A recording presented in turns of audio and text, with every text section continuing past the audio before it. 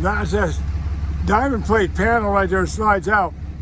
It becomes an open area so you can use the entire bed if you need to.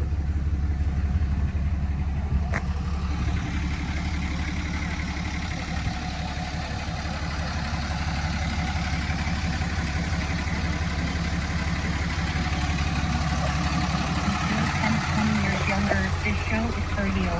I'm thrilled to have a special guest with me.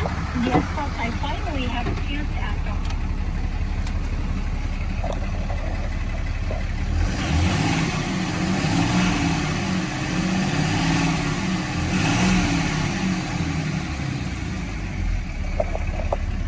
This has a tow haul mode, which includes, you can see it right down there, which includes a giant retarder and a transmission retarder.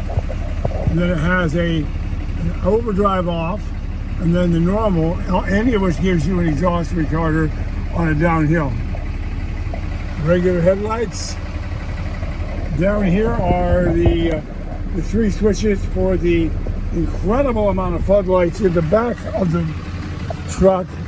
You got enough lights up here, counting that one that goes all the way across, to light up your entire neighborhood. You can literally work in your yard using this truck for light.